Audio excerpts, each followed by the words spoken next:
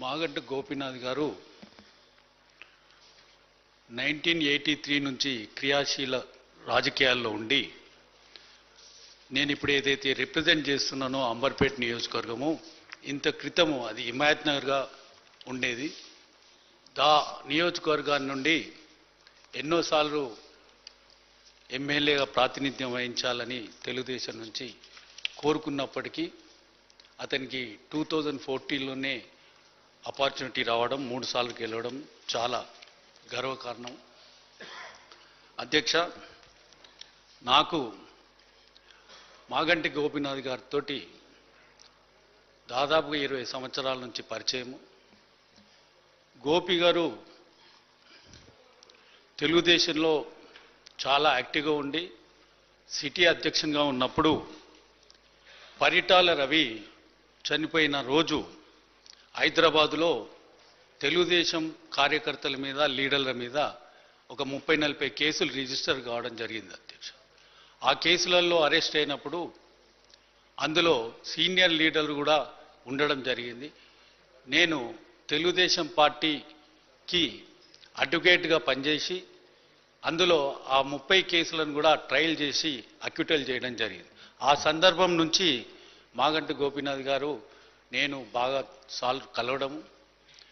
Last time నేను MLA గెలిచినప్పుడు అతను చేసే కార్యక్రమాలలో ఎన్నో నేర్చుకున్నాం అధ్యక్ష. గవర్నమెంట్ ఇచ్చే కళ్యాణ లక్ష్మి, షాదీ ముబారక్ ఈ స్కీమ్లలో అతను 200 మందికి ఇచ్చినా 300 మందికి ఇచ్చినా ఆడపడుచులను అందరినీ పిలిచి వాళ్ళకు ఒక పట్టు చీర పెట్టి భోజనం పెట్టి వాళ్ళను చాలా అభిమానంగా చూసుకునే వ్యక్తి. అటువంటి విషయాలు ఎన్నో నేర్చుకున్నాం అధ్యక్ష. ఈ సందర్భంలో మీరు స్పీకర్ గారు ఉన్నారు, ముఖ్యమంత్రి గారు ఉన్నారు, క్యాబినెట్ అంతా ఉన్నారు. మా ఎమ్మెల్యేల అందరి తరఫున నేను ఒకటి విన్నవించుకుంటున్నా అధ్యక్ష. లాస్ట్ 17-18 మంత్స్లోనే మనం 2 ప్రజాప్రతినిధులను, ఎమ్మెల్యేలను కోల్పోయినాం అధ్యక్ష. మాకు అన్ని సౌకర్యాలు మీరు ఇస్తున్నారు అధ్యక్ష. గన్మెన్లను ఇస్తున్నారు, వెహికల్ ఇస్తున్నారు, పిఏని ఇస్తున్నారు, క్వార్టర్స్ ఇస్తున్నారు. కానీ ఒక పటిష్టమైన హెల్త్ ఇన్సూరెన్సు లేదు అధ్యక్ష. ఒక ఎమ్మెల్యే హాస్పిటల్ పోయినప్పుడు ఏ విధంగా హెల్త్ ఇన్సూరెన్స్ను వాడుకోవాలి, ఏ హాస్పిటల్లో పోతే ఎమర్జెన్సీ హెల్త్ ఇన్సూరెన్స్ అనేది ఉంటుంది, అటువంటి ఏవి మా వివరాలు మా ఎమ్మెల్యేలకు తెలియదు అధ్యక్ష.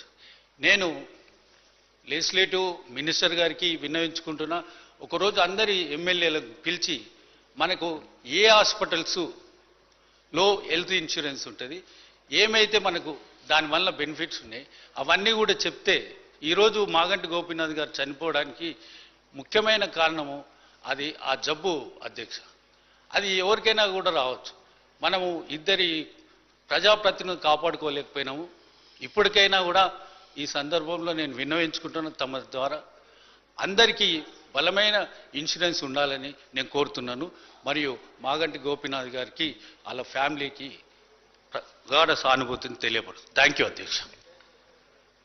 ఐ రిక్వెస్ట్ శ్రీ గోపాల్ గారు లాస్ట్.